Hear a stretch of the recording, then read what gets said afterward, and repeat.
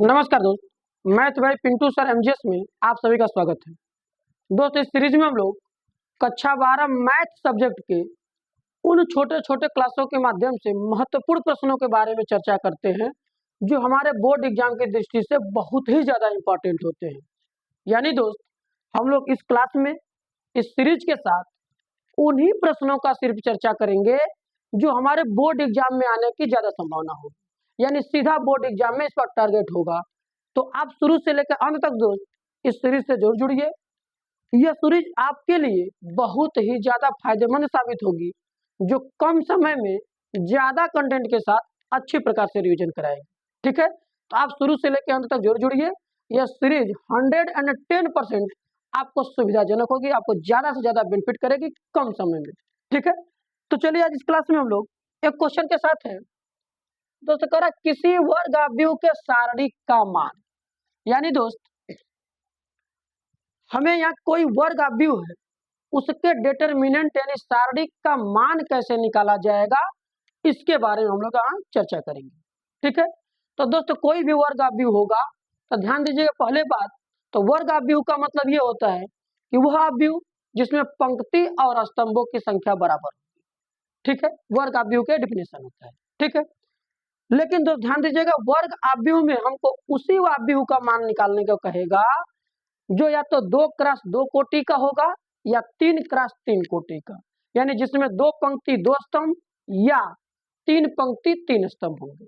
दोस्त कहें वर्ग आव्यूह सर 4x4 यानी 4 पंक्ति और 4 स्तंभ का होगा? नहीं, बिल्कुल नहीं होगा, क्योंकि हमारे सिलेबस में सिर्फ और सिर्फ 2x2 का या 3x3 का परिभाषित है। 4x4 के आव्यूह का कोई मान परिभाषित नहीं है हमारे सिलेबस के अकॉर्डिंग। ठीक है, तो ये कंफ्यूजन आप निकाल दीजिएगा कि सर हमें 4x4 कोटि के आव्यूह का यानी 4x4 का हमें आव्यूह का निकालना होगा, मान निकालना होगा।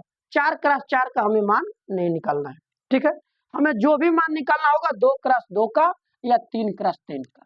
ठीक है, इससे ऊपर हमारे लेवल में नहीं है, हमारे क्लास के 12th में। तो चलिए हम लोग चलते हैं, पहले 2x2 कोटि के वर्ग आव्यूह का सारणिक बना के मान निकालना।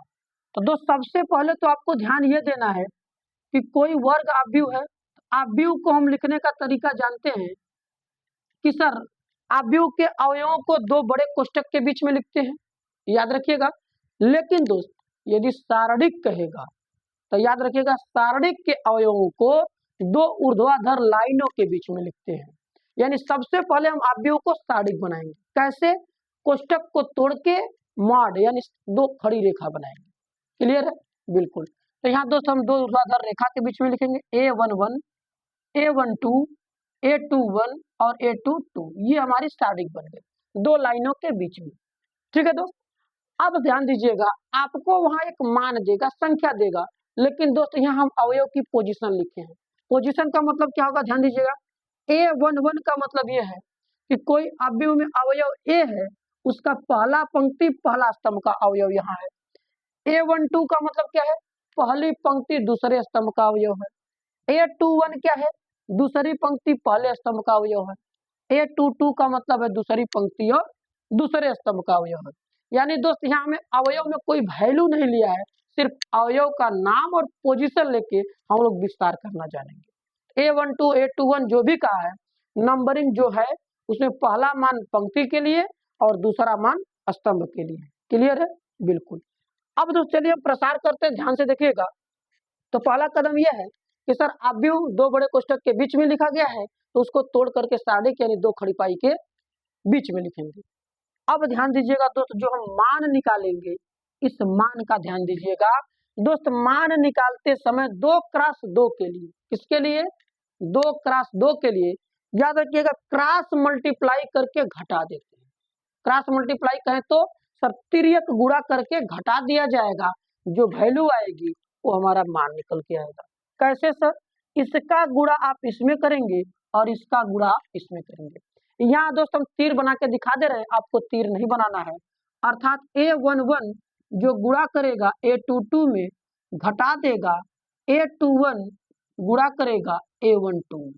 ये आपको ध्यान देना है कि किसी 2x2 के वर्ग आव्यूह की अगर सारणिक है और उसका मान निकालना है तो क्रॉस मल्टीप्लाई करके घटा देंगे। क्लियर है? बिल्कुल। फॉर एग्जाम्पल के लिए दोस्त हम देखते हैं, एक मान उठा के यहाँ पे हमारे पास समझ गए कोई एक सारणी का मान है 2 3 4 5। क्लियर है दोस्तों? ये आप व्यू रहेगा, आप व्यू रहेगा, सारणी बदल लीजिएगा दो ऊर्ध्वाधर रेखा के बीच, कोई दिक्कत नहीं। और यही दोस्त ध्यान दीजिएगा, अगला चैप्टर जो सारणिक होगा इसमें भी वही नियम लगेगा जो हमारा यहाँ। ठीक है, तो सारणिक को इत्मीनान से देखेंगे, कोई भी मान गलत न हो, प्रसार करने में आपको कोई गड़बड़ी नहीं होना चाहिए। प्रसार जब हम दोस्त करेंगे तो क्या बताया, क्रॉस मल्टीप्लाई करिए, 2 गुणा 5 माइनस 4 गुणा 3, यानी 2 5 10 माइनस 12, अर्थात 10 में से माइनस 12 घटेगा तो माइनस के 2 आएगा। यही हमारा प्रसार करने का तरीका है 2 क्रॉस 2 का। क्लियर है? तो उम्मीद है कि 2 क्रॉस 2 का बात समझ में आया होगा। क्रॉस मल्टीप्लाई करके घटा दीजिए, 2 क्रॉस 2 कोटि का व्यू के सारणिक का मान निकल के आ जाए। क्लियर है? बिल्कुल। दोस्तों हम चलेंगे, एक 3 क्रॉस 3 कोटि का व्यू भी लिए हैं, इसका प्रसार करना है। और ध्यान दीजिएगा, इसमें आपको बहुत इत्मीनान से ध्यान देना है। 3 क्रॉस 3 के कोटि में इसमें थोड़ा से प्रसार के बारे में ध्यान देना होगा। यदि जरा भी हम कंफ्यूजन करते हैं, जरा भी हमसे गलती होती है तो पूरा मान गलत हो जाएगा। ठीक है, 2 क्रॉस 2 में तक केवल क्रॉस मल्टीप्लाई करिए, घटा दीजिए। क्लियर है? 3 क्रॉस 3 में चलिए, ध्यान दीजिएगा तो कोई भी 3 क्रॉस 3 होगा चाहे 2 क्रॉस 2 होगा, अगर सारणिक में बदलेंगे तभी जाके मान निकलेगा।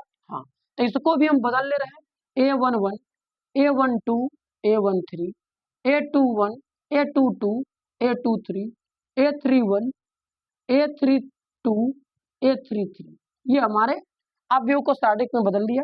बिल्कुल दोस्तों, ये फार्मूला, इसको आप ध्यान दीजिएगा। इसके प्रसार की बात अगर करें तो सर जो इसका प्रसार हमारा निकल के आ रहा है, ध्यान दीजिएगा, इसको बहुत गौर से, इसमें कुछ कॉन्सेप्ट को ध्यान देना है।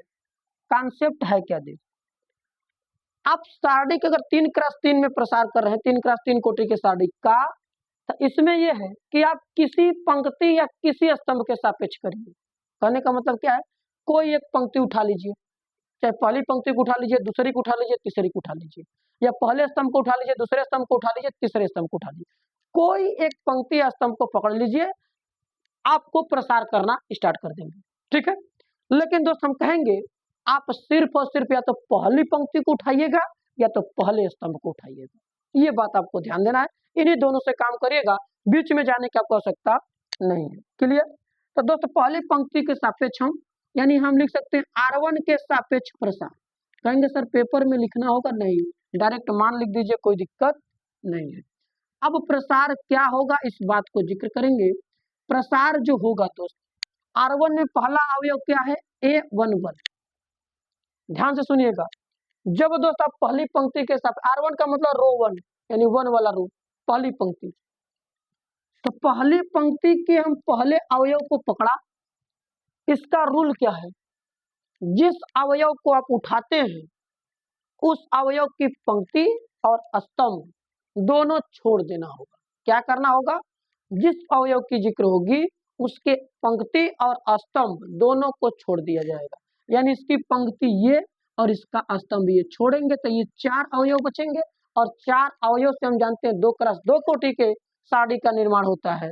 और अभी दोस्त हम 2 क्रॉस 2 का क्या किया, क्रॉस मल्टीप्लाई करके घटाते हैं, तो जो 4 बचेंगे उन्हीं का क्रॉस मल्टीप्लाई करा दीजिए कोष्टक में, तो ये 1 1 है, अगला ब्रैकेट होगा, यानी इसका गुणा हमको 2 क्रॉस 2 की कोटि में करना होगा। इसका गुणा हो जाएगा A22 गुणा A33 माइनस A32 गुणा A23।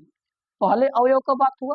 बिल्कुल ध्यान दीजिए, क्या करना है, जिस पंक्ति के स्तंभ को आप उठा रहे हैं उस अवयव को उठाइए, उस अवयव के पंक्ति और स्तंभ को छोड़ दीजिए, जो बचेगा गुणनफल करना है। क्लियर है? तो हमने पहला को उठाया, इसके बाद दूसरा उठाएंगे। और दोस्त ध्यान दीजिएगा, चाहे पहली पंक्ति को उठाना है चाहे पहले स्तंभ को उठाना है, तो उसमें 3 अवयव होंगे। क्लियर है? तो पहला अवयव प्लस में, दूसरा अवयव माइनस में, फिर तीसरा अवयव प्लस में, यानी प्लस माइनस प्लस, इसमें आपको याद रखना है।